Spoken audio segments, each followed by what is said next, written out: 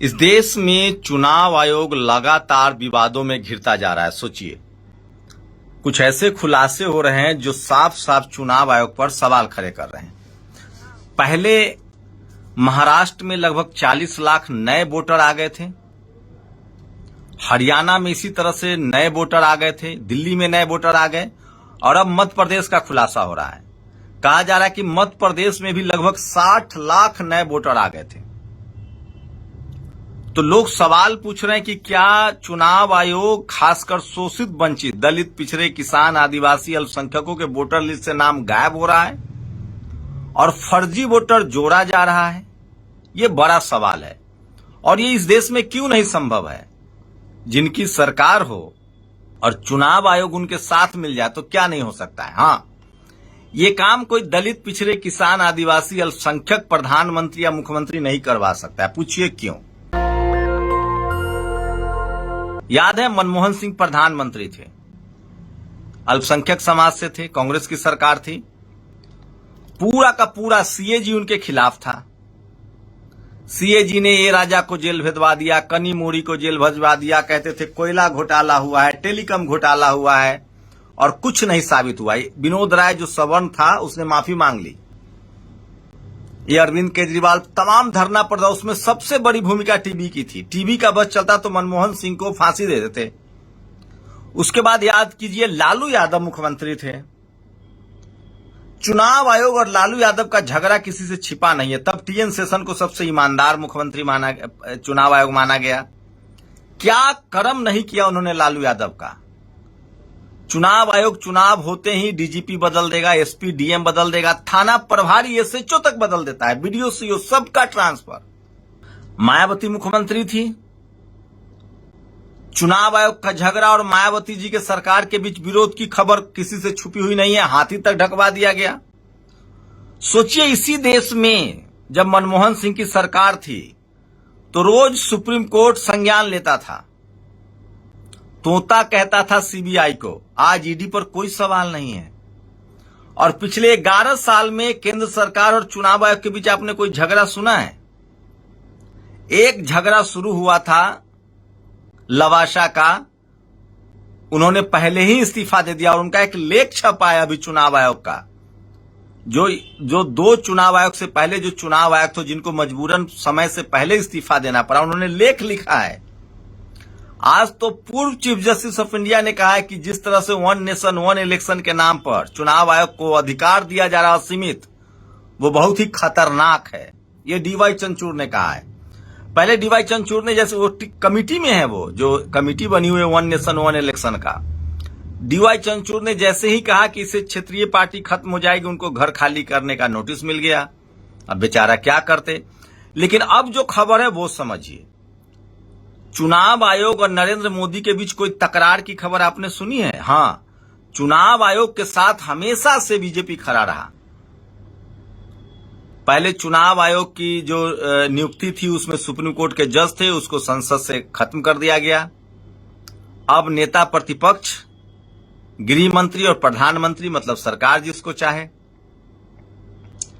तो ऐसा क्या था कि मायावती थी तो चुनाव आयोग से भिड़ंत होती थी, लालू यादव थे तो चुनाव आयोग से भिड़ंत होता है, मनमोहन सिंह भी थे तो चुनाव आयोग तरह तरह की टिप्पणी करता था। लेकिन इस सरकार ने कौन सा घूंट पी लिया अमृत का कि चुनाव आयोग सब कुछ इनके हिसाब से कर रहा है, कोई भिड़ंत नहीं, कोई लड़ाई झगड़ा नहीं। यहां तक कि चुनाव आयोग पर सवाल उठाइए तो बीजेपी के प्रवक्ता जवाब देने लगते हैं।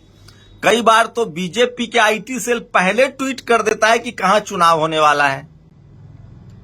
ऐसे में कमलनाथ, जो पूर्व मुख्यमंत्री है मध्य प्रदेश के, उन्होंने आरोप लगाया है कि मध्य प्रदेश में 60 लाख फर्जी मतदान हुआ था, नए मतदाता जोड़े गए थे। अखिलेश यादव ने विधानसभा चुनाव से के बाद कहा था कि जानबूझकर मुस्लिम, यादव और दलित समाज के वोटर काटे गए। तो क्या बिहार में भी यही चल रहा है? सोचिए, डीएम, प्रधानमंत्री नरेंद्र मोदी के काम करने के तरीका सबको पता है। आपके जिले का डीएम चाहे तो 10,000 20,000 वोट जोड़ दें। कहा जा रहा है कि बिहार में 2 करोड़ लोगों का, जुनून लोगों का नाम कट जाएगा जो बाहर काम करते हैं, पेपर साइन ही करने नहीं आएंगे। यहां पुल पर पेपर बिखरे हुए मिल रहे हैं। कहा जा रहा है कि वार्ड मेंबर जो है वो पेपर बांट रहे हैं लोगों को, बीएलओ नहीं। एकाएक 4-5 लाख बीएलओ कहां ना कहां से भर्ती कर लिया गया है। तो क्या जो चुनाव आयोग महाराष्ट्र में फंस गया था, जहां वोटर बढ़ गए थे, जो टोटल वोटर जिन्होंने लोकसभा में जितना वोटिंग किया था उससे 40 लाख वोटर बढ़ गए थे, तो विवाद हो गया। अब मध्य प्रदेश में खबर सामने आ रही, यहां भी बीजेपी जीती कि वहां 60 लाख नए वोटर ऐड हो गए थे। हरियाणा में 30 लाख वोटर ऐड हो गए, दिल्ली में ऐड हुए। तो क्या बिहार में यह मामला फंस जाता?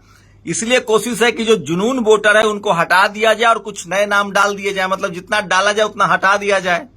ये बड़ा खेल तो नहीं चल रहा है। ये सारा शक इसलिए हो रहा है क्योंकि चुनाव आयोग अब तक जितनी सरकारें, लालू यादव मुख्यमंत्री हों, मायावती मुख्यमंत्री हो, अखिलेश यादव मुख्यमंत्री हो, मनमोहन सिंह प्रधानमंत्री हो, तो चुनाव आयोग से तो 36 का आंकड़ा था।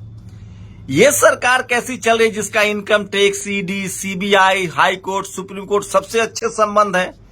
इसकी वजह है जाति। यह सरकार आरएसएस की है और इस देश में जिनके दिमाग में जातिवाद और मनुवाद है वो इस सरकार को किसी कीमत पर बनाए रखना चाहते हैं। याद है चंडीगढ़ में मेयर के चुनाव में क्या हुआ? मेयर के चुनाव में अनिल मसीह, वो बीजेपी का काउंसलर, नॉमिनेटेड काउंसलर, वहां चुनाव आयोग के अधिकारी 2 बार बीमार पड़ गए, फिर इनको जिम्मेदारी दी गई और इन्होंने वोट कैंसिल करके मेयर का चुनाव जिता दिया। आप इस देश में किसी को बिना चेक एंड बैलेंस के ईमानदार होने की उम्मीद करते हैं? जिस देश में चपरासी की एक वैकेंसी आने में बेईमानी हो जाती है, जिस देश में चपरासी की एक वैकेंसी आने में बेईमानी हो जाती है, वहां सीएम पीएम बनने के लिए आदमी बेईमानी नहीं करेगा। इसलिए बाबा साहब के संविधान ने चेक एंड बैलेंस दिया था। सबके ऊपर सब, सबके ऊपर सब होना चाहिए। तो चुनाव आयोग का संबंध और बीजेपी के संबंध पर लगातार सवाल उठ रहे हैं। आज अभिषेक मनु सिंघवी ने कहा है कि क्या चुनाव आयोग नागरिकता चेक कर रही है? असम में एक ब्राह्मण सुअर का मांस मस्जिद में फेंक रहा था। हम लोग नहीं जानते हैं किस टाइटल वाले लोग बीफ के कारोबारी हो गए हैं आजकल। मुस्लिम नाम से बीफ का कारोबार कौन करता है? अवैध गायों का कारोबार कौन करता है? मायावती का जिस चुनाव आयोग से 36 का आंकड़ा, मनमोहन सिंह का 36 का आंकड़ा, अखिलेश यादव का 36 का आंकड़ा। पहले हम लोग सुनते थे चुनाव होता था, एसपी, डीएम, थाना प्रभारी तक तब बदल दिए जाते थे। लेकिन बीजेपी और बीजेपी शासित राज्यों में कोई चुनाव आयोग से कोई प्रॉब्लम ही नहीं है। तो आप लोग बताइए कि अब वाला चुनाव आयोग ज्यादा ईमानदार है या पहले वाला? मैं चाहता हूं एससी, एसटी, ओबीसी के लोग भी चुनाव आयोग में बने। मैं एक जातिवाद का नमूना बता रहा हूं। 75 साल से सुप्रीम कोर्ट में लोग जज बन रहे हैं। ऐसा तो है नहीं कि पहली बार कोई जज बना है, लेकिन 75 साल बाद अब जाकर एससी, एसटी, ओबीसी का वहां रिजर्वेशन लागू हुआ है। मैं चुनाव आयोग, तो सोचिए महाराष्ट्र में वोटरों की संख्या बढ़ी, मध्य प्रदेश में वोटरों की संख्या बढ़ी, हरियाणा में वोटरों की संख्या बढ़ी, दिल्ली में वोटरों की संख्या की कटौती होगी और नए नए फार्मूला लगाना पड़ता। अगर ये फार्मूला कामयाब हुआ तो हो सकता है कि यही फार्मूला असम में, पश्चिम बंगाल में और उत्तर प्रदेश में अप्लाई होगा। बस थोड़ा सा फ्लैशबैक में ले चलता हूं। जब बाबा साहेब ने इस देश को संविधान दिया, देश आजाद हुआ और एससी, एसटी का रिजर्वेशन मिल गया विधानसभा और लोकसभा में, तब इस देश के जातिवादी मनुवादी जो हैं वो अपने नौकरों को चुनाव जिताते थे। पहले तो वोटिंग राइट्स के लिए बड़ी लंबी बहस हुई। बाबा साहब ने कहा नहीं, सबको मिलना चाहिए, पढ़ा लिखा हो, अनपढ़ हो, अमीर हो, गरीब हो, सबको एक वोट का अधिकार हो। वही आज का सबसे बड़ा मास्टर स्ट्रोक है जो आज सबको अधिकार मिला। उसके बाद सोचिए, उसके बाद जब एससी, एसटी के लोगों में जागरूकता आई, जब चुनाव जगजीवन बाबू जैसे लोग और केपी मौर्य जैसे लोग आए, तब लोगों ने बूथ लूटना शुरू किया, अपने दरवाजे पर बूथ लगवाते थे। जब पिछड़ों का दौर आया, मंडल कमीशन लागू हुआ, तब ईवीएम आ गया।